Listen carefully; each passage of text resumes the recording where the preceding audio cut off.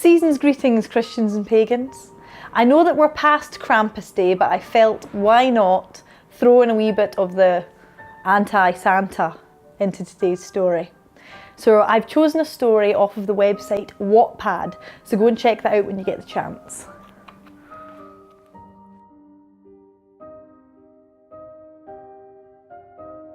I walk down the cement sidewalk. The cold white snow hits my hair as dead silence fills the air. What a beautiful night it is. Christmas Eve. Christmas is approaching in only a few measly hours. A large pine tree lights up the town hall, red and green lights decorating the towering tree, giving it a jubilant glow. I decide to take a detour from my path and visit the park. The pond in the middle of the little plot of land had frozen over. The ducks have already fled south, and who can blame them? The water grew freezing at this time of year. I stare over the railing off of the bridge across the pond.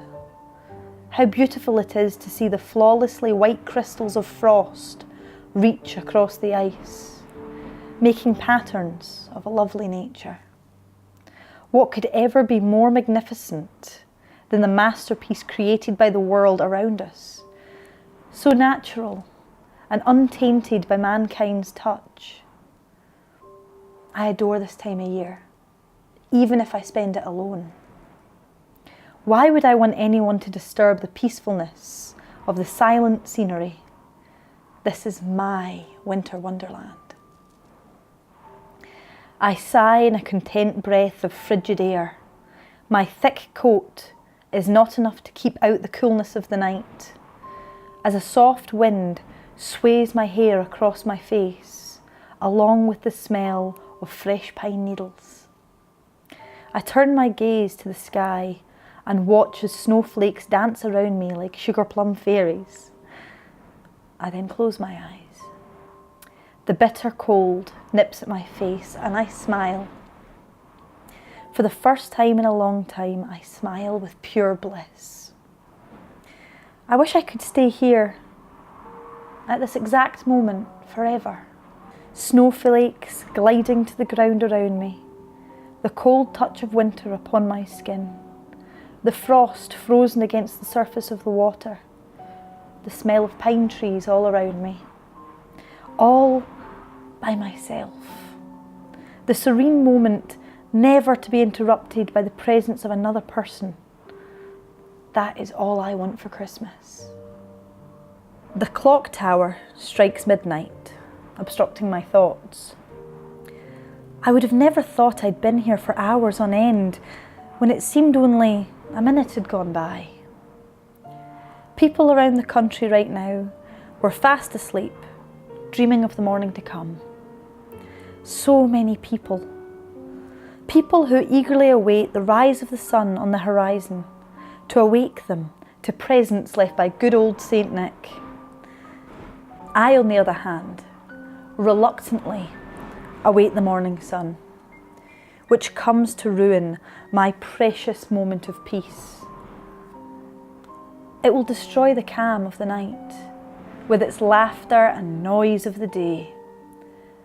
It is human nature to ravage the most beautiful things, to make a place for their artificial ones. Why can't humans appreciate the native and discard their worthless counterparts?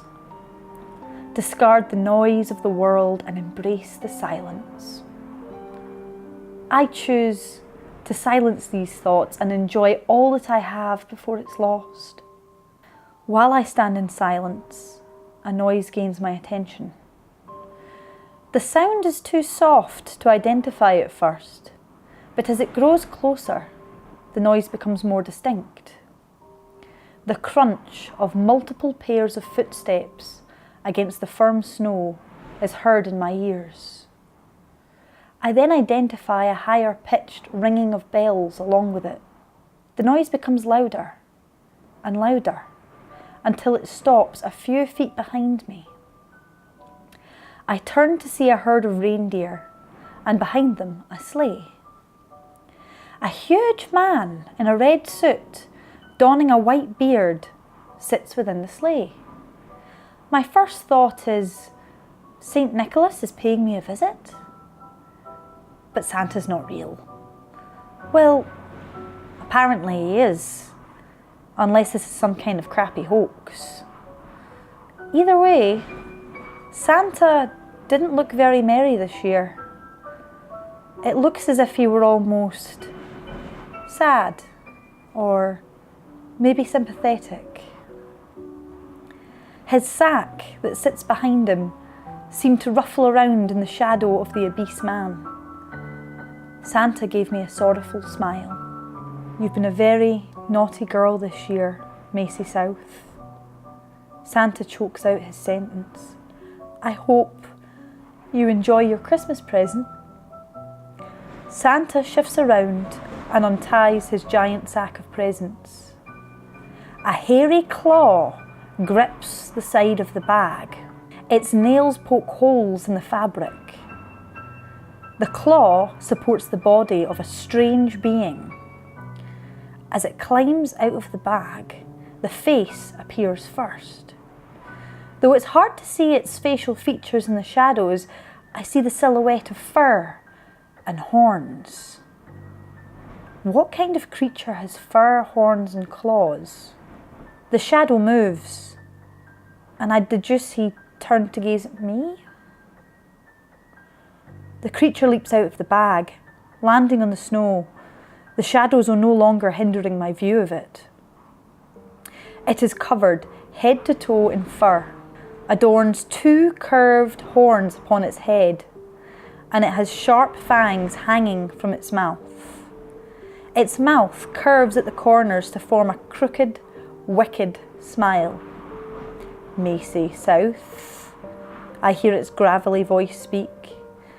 The creature ushers me forward with its index finger. I remain still, afraid of what might come of approaching it.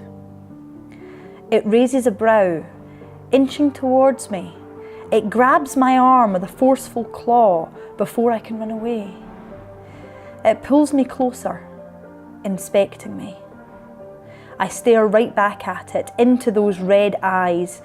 My teeth were chattering, not from the cold, but the insane amount of fear and the adrenaline coursing through my body. Its claws were digging through my coat and into my skin to the point where I had to bite my lips to keep from whimpering. Its mouth opens. The foul stench of its breath invades my nostrils, and it begins to talk again. I heard your wish. Would you like me to grant it? It questions. I hesitate.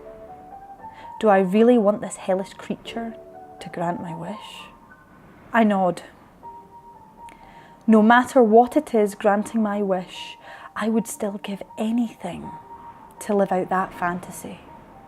Besides, it came with Santa, so that means it has to be nice, right?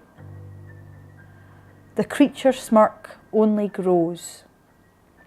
It leans into my ear and whispers, "Be careful what you wish for." It releases my arm and lifts its claw. In one swift motion, it slashes my throat. I fall backwards off the bridge. I land in the water with a cold splash, and the ice breaks beneath my back. I close my mouth as I go under, not wanting my death any more painful by drowning. I float lower and lower to the bottom of the pond, the wound in my neck stinging from the contact of the water. Above me, I can see my blood mixing with the frost scattered on the remaining ice. The red colour mixes in well with the swirls of frost. I can even see the flakes of snow racing to add to the display. Freezing cold, icy water envelops my body, seeping into my large coat. that no longer can keep me warm, but only drags me down with its heavy fabric. Pine needles are drifted into the water by the wind. I felt utterly alone in the seemingly crystal clear pond, nothing but the fishes to keep me company. I smile. My wish was granted. My winter wonderland had been made a reality. Nothing can taint this perfect moment. My vision starts to fade, the blood loss taking its toll on my body. I don't try to fight it. I don't try to swim back to the top. I just allow my body to effortlessly drift downwards. My lungs burn from the lack of oxygen, and I don't have the strength to hold my breath any longer. My lips part, and water fills my lungs, making me sputter and gasp for the non-existent air that I need. My vision is completely overtaken with dark spots. The last image I see being a beam of moonlight, spotlighting my demise. My cold and wet surroundings are no longer burdening me, and the water filling into my lungs, seemingly never there in the first place, leaving me in a dark, solitary of nothingness. What bliss.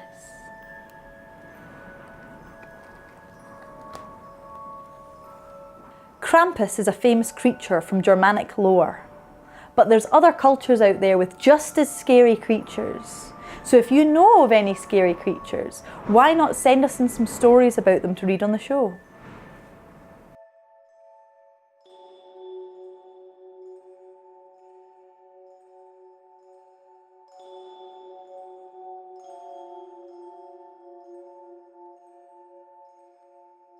If you enjoyed the show, why not like, comment and subscribe?